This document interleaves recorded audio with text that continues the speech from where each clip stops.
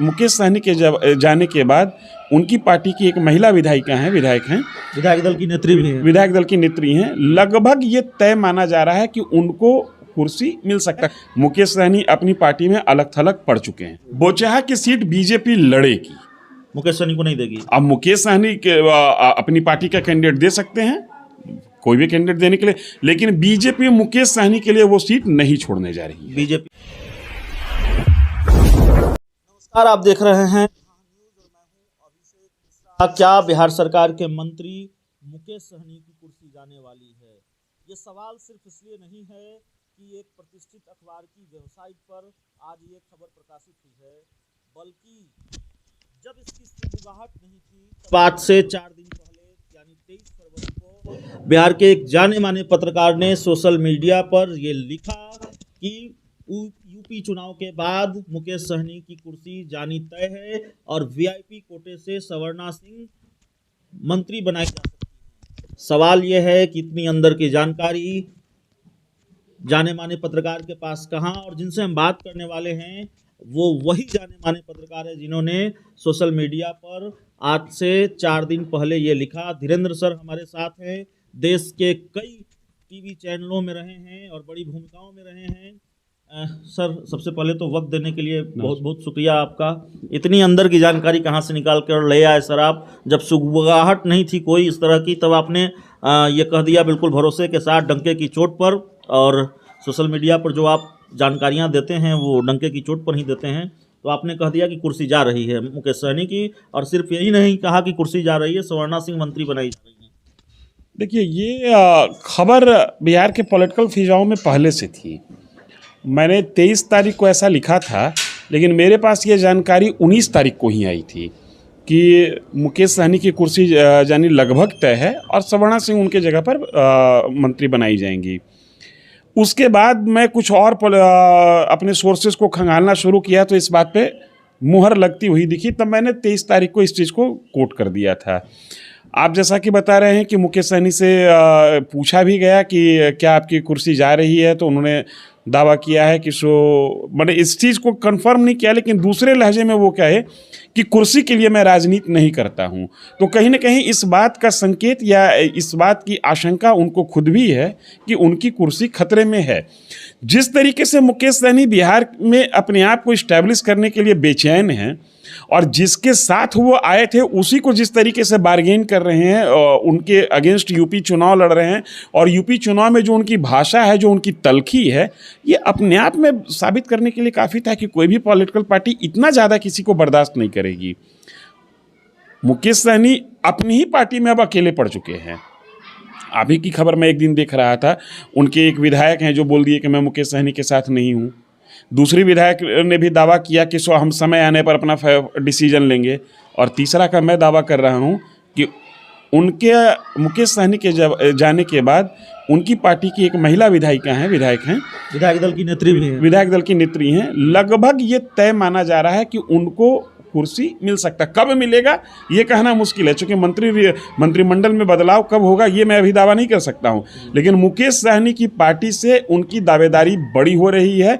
मुकेश सहनी अपनी पार्टी में अलग थलग पड़ चुके हैं।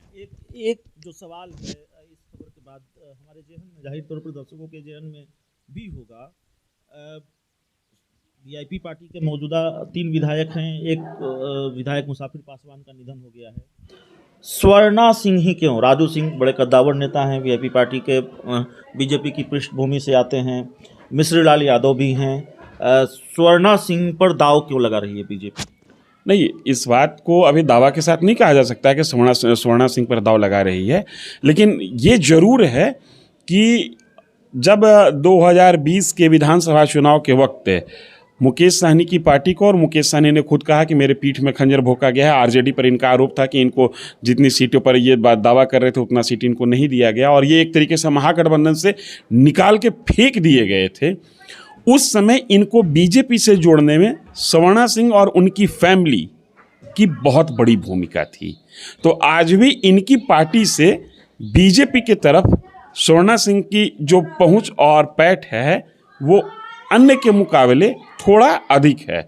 लेकिन इसका मतलब ये कतई नहीं है कि यही मंत्री बन जाएंगी।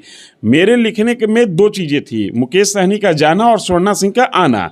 मैं फिर कह रहा हूँ, मुकेश सहनी का जाना ज़्यादा तय है, स्वर्णा सिंह ही आएंगी इसकी गारंटी मैं नहीं दे सकता हूँ। लेकिन हाँ, जो उनके पार्टी में रेस्ट 3 विधायक अभी बच गए हैं, उनमें स्वर्णा सिंह का नाम ज़्यादा आगे चल रहा है। इसलिए कि विधायक दल की नेत्री हैं, महिला हैं, और महिला होना और पुरुष होना ये सब अखबारी चीज़ें हैं। इन चीज़ों का बहुत ज़्यादा महत्व नहीं होता है राजनीति में।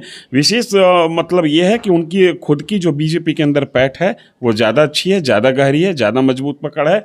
और दूसरा एक महत्वपूर्ण ये है कि अपनी पार्टी, जिस पार्टी में अभी वो हैं, वीआईपी की विधायक दल की नेत्री वो हैं, तो अपनी पार्टी के लीडर भी हैं और बीजेपी में उनकी पकड़ भी है। और जैसा मैं कह रहा हूं कि 2020 में जब वीआईपी का बीजेपी से टाई अप हुआ था, उसमें इनकी फैमिली का बड़ी भूमिका रही थी। तो इन तमाम चीज़ों का परिणाम और इनाम उनको मिल सकता है। सर, आप ये कह रहे हैं कि कुर्सी तो जानी तय है, स्वर्णा सिंह ही मंत्री होंगी, ये तय नहीं है। लेकिन कई चीज़ें आपकी बात से, कई दूसरी चीज़ें भी जो मुझे तय नज़र आ रही हैं, आप इसको कंफर्म करेंगे।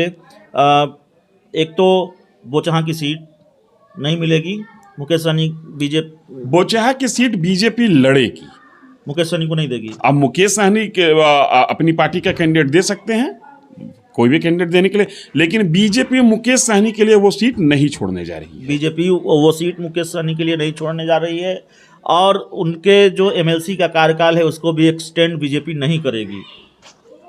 कई बार ऐसा होता है ना कि कुछ लोग पैर पर कुल्हाड़ी मारते हैं और कुछ लोग कुल्हाड़ी पे चढ़ जाते हैं। तो मुकेश सहनी वो शख्स हैं जो कुल्हाड़ी पे चढ़, इनफैक्ट देखिए, मुकेश सहनी एक मंजे हुए राजनीतिज्ञ नहीं है। ये वर्चुअल वर्ल्ड से आके फिजिकल वर्ल्ड में पॉलिटिक्स कर रहे हैं। मुकेश सहनी सिनेमाई दुनिया के अच्छे जानकार हो सकते हैं, राजनीति के उतने अच्छे जानकार नहीं है। और जिस तरीके से ये फिल्मी डायलॉगबाजी वाली जो पॉलिटिक्स कर रहे हैं ना, हकीकत में वैसे ही राजनीति होती नहीं है। राजनीति की राहें बड़ी रफ्तीली हैं। मुकेश सहनी फिल्म में जो स्क्रिप्टेड जो डायलॉग्स होते हैं, उस डायलॉग्स के आधार पर चाह रहे हैं पॉलिटिक्स करना, तो उस डायलॉग्स के आधार पर आप लोगों की भीड़ इकट्ठा कर सकते हैं, उस भीड़ को वोट में कन्वर्ट कर दें और वो वोट आपको सत्ता तक पहुँचा दे। ये सफर बहुत। तो फिर मुकेश सहनी का पॉलिटिकल फ्यूचर कहाँ जा रहा है? मंत्री पद भी जा रहा है, विधायक भी जा रहे हैं। मैं तो कहूँगा कि संघर्ष के रास्ते पर उनको चलना चाहिए और उनका जो फ्यूचर है वो संघर्ष की ओर ही जा रहा है।